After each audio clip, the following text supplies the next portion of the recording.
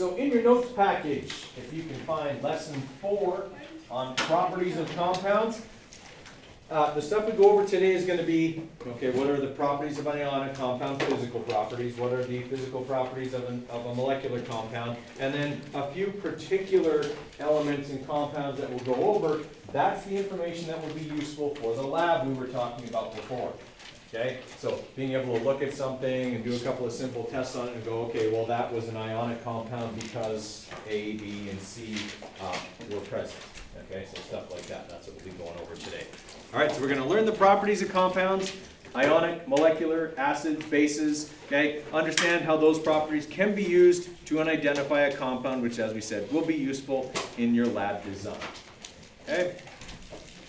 Now, if we're talking about properties here, we're only talking today about physical properties. Okay? So nothing about reactivity and things like that. So physical properties are the simple, observable things that do not require basically another compound or a reaction of any kind to occur to discern them. Okay? So physical properties would be things like what? Color. Yeah, color's a big one. Okay, so color would be one. All right, what else? Malleability. Malleability, yeah. Probably not one that we will use very much, but it's important for metallic materials. Brilliance, yeah.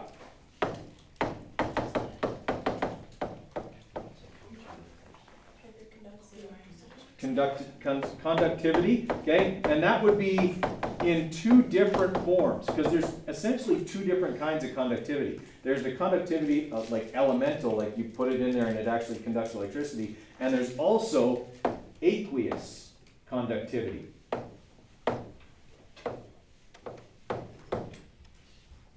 Okay, and that means the solution that holds the ionic compound or molecular compound conducts electricity. Okay, so there's two different kinds. Temperature? Which temperature? Oh, like it's called what it is at room state or something, room temperature. Okay, so melting point, boiling point, state at room temperature, yeah. Okay, because your state at room temperature is a result of your melting point and boiling point. Okay.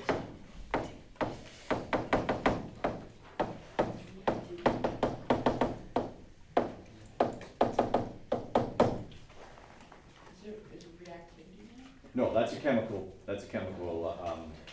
property.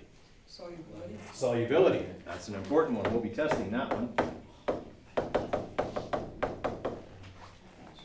Mass. Okay. Density, yeah, because mass is dependent on like, how much of it you have, right? Okay, so density, yeah. You guys are coming up with a good list. Ductility. Ductility, yeah. How easily it's drawn into a wire. I don't think I've had ductility on this list in like 4 or 5 years. Yeah, that's a good one. Odor. Odors, yeah. Odor's an important one because we'll be using that. And here's how anyone watching this from another place will know that we're in Canada. Because we spell that O-U-R, which is incidentally the right way. What's that? You spelled color like an I American. did, didn't I? How terrible is that?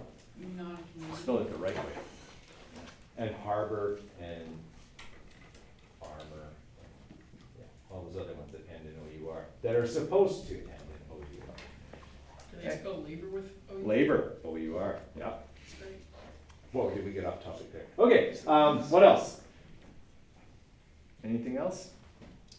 Has to do with this. pH, right?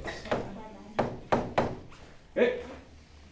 All right, so look, that's a good list. That's probably the longest I've got in quite a while, right? So some of those are going to be important for our lab. Color is going to be important. pH is going to be important. Okay, aqueous conductivity is going to be important. Melting, boiling point to an extent, mostly just what state it's in our lab at room temperature. Okay, solubility will also be another one. Okay, odor, right? All those kinds of things, and even like the texture. Okay, is it crystalline or waxy?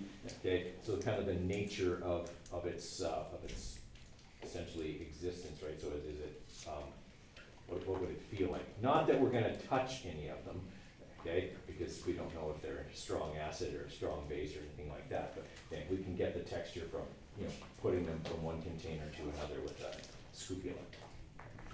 All right. So all matter has certain properties, okay? Some are chemical, reactivity is a chemical one, some are physical, color, density, melting point, and all the other ones we listed, okay? And those can be used to distinguish between the different types of compounds, okay? Ionic or molecular. Now, for ionic compounds, typically, okay, ionic compounds exist as crystalline solids at room temperature because they have very high melting points, most of them several hundred degrees, okay, before they would melt, okay?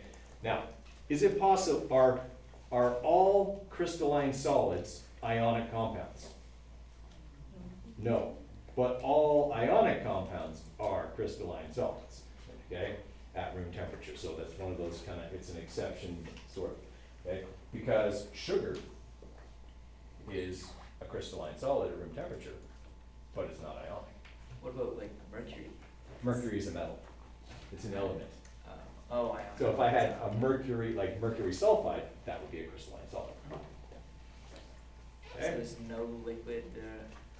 Not at room temperature, no.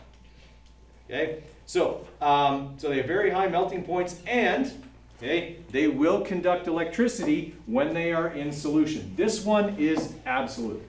Okay, any ionic compound, if you dissolve it in water, no matter how poorly it dissolves, is going to release some ions into the solution, and that solution will then, at least at some level, conduct electricity. Okay? That is kind of the test that tells you unequivocally that one's ionic and that one's molecular, which is really useful if, let's say, you have a lab experiment where you're required to identify unknown compounds, and two of those unknown compounds are salt and sugar. Spoiler alert. That's going to happen. That's the thing. Okay? You can't taste them because taste tests are dangerous. Okay? It's so true. It's so true, yeah. You know, one of them is wrong. So you can't just go, well, I think that one's salt, and then your tongue burns away because it wasn't either salt or sugar, it was, the solid form of hydrochloric acid. Now you have no tongue and no fingertip, and things go badly for the rest of your life because of that terrible lab safety choice. Okay? So there are no taste tests, and we will not be doing any of that. So yeah, that would be the only way I'd be able to tell those apart. I mean, yes, certainly sugar and salt have slightly different crystalline shapes, but we're not really looking at them under a magnifying glass, okay? And at kind of first glance, unless you knew which one was which, it's pretty hard to tell them apart just visually. Okay? All right, so that would be the test then that would separate those two. Okay? I would know unequivocally that one's sugar because it doesn't conduct electricity, and that one's salt because it does. All right, and the reason ionic compounds conduct electricity is because once you put them in solution, they start to break apart. They dissociate. Okay, so that means the positively charged metal ion goes its separate ways from the negatively charged non-metal ion. Okay, and so you end up with this solution containing charged particles, which can then transfer electrons between them and thus conduct electricity. All right, everybody with me on that? Yes? So as we said, they're all crystalline solids, and when you get really good at it, okay, if you have like a really good magnifier, this is something you do in like university chemistry, okay, you take a small like sample of a crystal and you look at it through this special microscope deal, okay, and you can see the crystalline shape, okay, and there's all kinds of different crystalline shapes depending on what metal, what non-metal, okay, and if you really know your stuff, you can identify them by looking at them, okay. Some metals produce brightly colored salts. Okay, any ionic compound is considered a salt, a crystalline solid. Okay, nickel, for example, produces typically green salts. Okay, so if I was looking in my lab and one of my unknowns was a green crystalline solid, okay, it would be a pretty good bet that it would be a nickel-containing ionic compound. Okay, does that mean I'd just look at it and go, that's green, that's nickel, and be done? No, I would definitely want to run some other tests, but it gives me a starting point, okay? Or at least one distinctive feature that might help me identify it later. All right, so those are all things that we would want to look for. Okay, so as we said, many ionic compounds will produce solutions that are brightly colored. Copper compounds always produce blue. Okay, so if you have like copper 2 sulfates, okay, or copper chloride or something like that, you will have a blue salt, okay, and thus a blue solution when you put it into water. Right? Nickel, as we already said, produces green, and cobalt produces red, orange, pink, okay, depending on what it's with, but they're always going to be kind of in that part of the spectrum. Okay? Most of them are kind of like fairly like rusty, kind of like this color here, okay, kind of like the color of your hoodie, and kind of that kind of rusty nickel, okay, or sorry, cobalt color. Okay, yeah, so those would be the ones to watch for. Other ones like salt obviously doesn't produce, sodium doesn't produce a brightly colored salt, okay, like calcium doesn't produce a brightly colored salt. Those are kind of the ones that do, so they're ones to watch for. Okay, in terms of solubility, okay, ionic compounds, okay, are also fairly soluble in water. Not all, okay, there are some that are not, okay, but as a general rule, ionic compounds are fairly soluble or even highly soluble in water. You can dissolve a lot of salt in water, okay, and the same is true for most salts, okay. Like I said, there are a few exceptions, okay, and we'll learn about that later, but okay, for the most part, they're going to dissolve quite a bit better.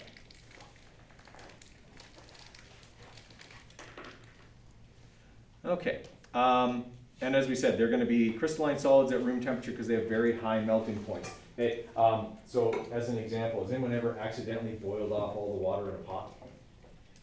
Okay, what happens? There's just like residue along the. Right, and if you've like really forgotten about it, pretty soon that residue starts to, yeah, well, it starts to burn, right? It just starts to char, and it's very, very hot, okay, and it leaves this stuff on your pan that's almost impossible to get off, okay? Whereas if I put and so that would be like if I had, the salts that are in normal tap water, that's what would be left over. But if I put sugar into a pan and started to heat it up, the sugar wouldn't burn right away. First it would melt, yeah, okay? The salts that are in water, they never melt. They just burn directly, okay? But the sugar would melt. It's molecular, it has a lower melting point than its ionic counterpart. All right, for molecular compounds, okay? Molecular compounds can be solids, liquids, or gases at room temperature because they have lower melting and boiling points typically, okay? So that's like completely useless. Oh, they could be any state. Oh, that's helpful. Okay, so I'm looking at this thing, okay, and it's a solid. It could be molecular or it could be ionic. That really doesn't help me. But what does help you is if you get a liquid, right? If one of your unknowns is a liquid, you know right away it isn't any of the ionic compounds on your list, okay? Because they can't be a liquid at room temperature, all right? So that'll eliminate like more than half of the unknowns for you, okay? So something to watch for. We won't have any gases. Any idea why? It's not hard to keep in jar. They're kind of hard to keep in a jar, exactly. I can't just have a beaker and go, here's a bunch of carbon dioxide for you. It's just not going to stay in there very well. And it's really hard to perform tests on it in a small space. How do you get it out of there and put it in another thing? It just doesn't work very well. Okay, so yeah, you'll only have solids and liquids obviously in the lab. Okay, and molecular compounds are typically not as soluble as ionic compounds. I mean, think about how much salt you can dissolve easily in water versus how well vegetable oil or butter dissolves in water. Okay? Those are both molecular compounds. They don't dissolve at all. Okay? They're not soluble in water at all. So typically, if you've got stuff that isn't dissolving well or at all, it's more than likely a molecular compound, and their solutions do not conduct electricity because a molecular compound sets up differently. An ionic compound has got its positive and negative sides. Okay? When it gets into a solution, it dissociates. A molecular compound, they're sharing the electrons. The parts don't go apart. They'll dissolve in water, but the molecules stay together because they're sharing those electrons, and without any charged particles, there's no way for that solution to conduct electricity, right? So if you are doing a conductivity test and you've got, distilled water, you put the conductivity tester in there, it's gonna register like 0 or 1.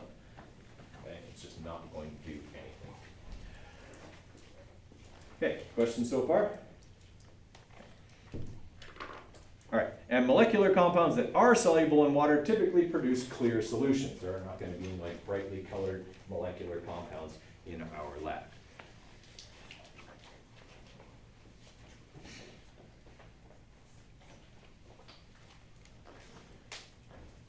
Okay, what if in your lab you have two unknowns and they're both a clear liquid at room temperature? And they both, when you add them to water, dissolve. Neither one of them conducts electricity because they're both molecular. And on your unknown list, there's alcohol and water. Light them on fire. Okay, that's a chemical property though. Oh, yeah. We're not testing that. What's a physical property that can tell those two apart? Smell. Okay, I mean, you guys are from the COVID generation, you know what hand sanitizer smells like? That's alcohol. Okay, so if you got something that smells like hand sanitizer, it's not water. Don't drink it. Okay. Yeah. All right. Now, for acids, okay, there's different kinds of acids. There's strong acids and weak acids. All right. Hydrochloric acid is a strong acid. Citric acid is a weak acid. Right? And the reason for that is one of them is ionic and one of them is molecular. Okay? So most of the time, molecular compounds do not produce strong acids or bases because in order to be a strong acid or a strong base, you need to have an ion that is strongly acid or an ion that is strongly basic that will separate, okay, and then cause the pH of that solution to drop. Right? Molecular compounds don't split into ions, so they're also typically not strong acids or strong bases. Okay? Now, for acids, acids are ionic compounds that have H plus ions in them. Okay? So hydrogen ions. That is why hydrochloric acid is considered a strong acid. This is the acid that is produced in your stomach and helps to digest food. Okay. When this hits a solution, it separates into H plus and Cl minus. Acids dissociate, that is split into their positive and negative parts very, very easily. Okay, which means they'll probably do what best? Bind with other things? Not so much bind, but that's a possibility. That's why they're highly reactive as well. Okay, I'm thinking of one of the tests that we might run. Okay, if they're going to split into positive and negative charges very, very easily, what are they going to do better than anything else? Conduct electricity. Okay, your best conductors are going to be your strong acids and your strong bases, okay, because they're very ionic compounds. All right, so this is hydrochloric acid, generally considered to be a strong acid. Okay, same with hydrobromic acid. Okay, splits into those two things. So is that just like positively charged hydrogen atoms? Yeah, exactly, or ions actually, because an atom would have the same number of electrons and protons, right? Okay, which would be stronger, these ones or this one? Which would be a stronger acid?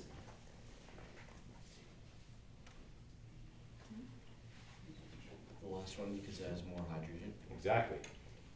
Okay, hydrogen sulfide, or sulfuric acid, okay, is a lot stronger than these two acids because when you put it into solution, it splits into hydrogen and sulfide, but it provides 2 hydrogen ions every time instead of 1.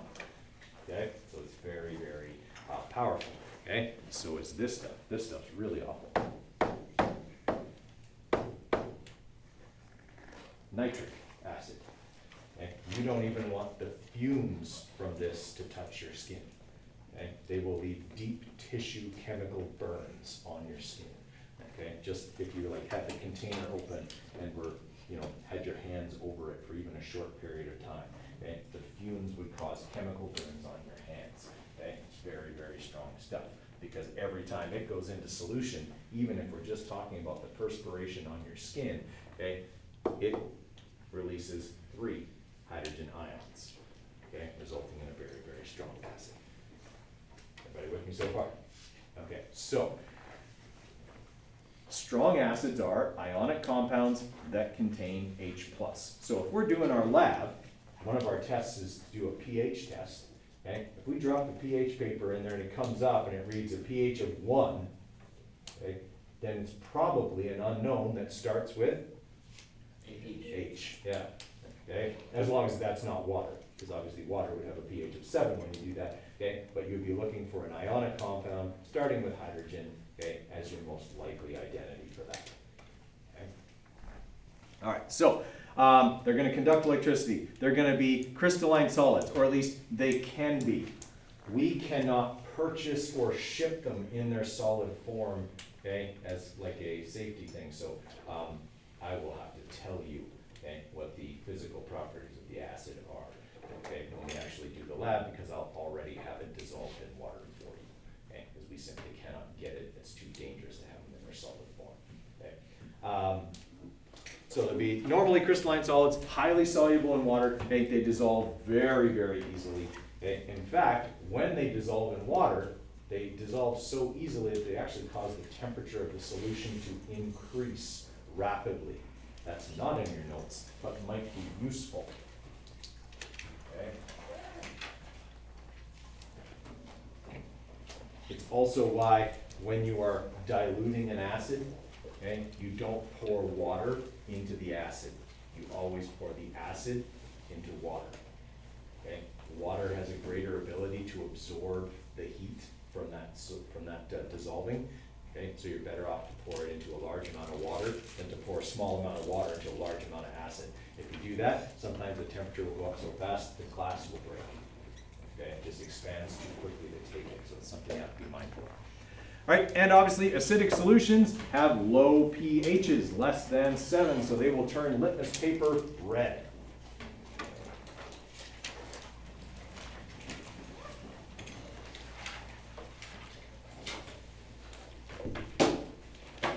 Okay, and bases, okay, bases have very high pHs, okay, and they are, the strong ones anyway, are compounds that contain hydroxide.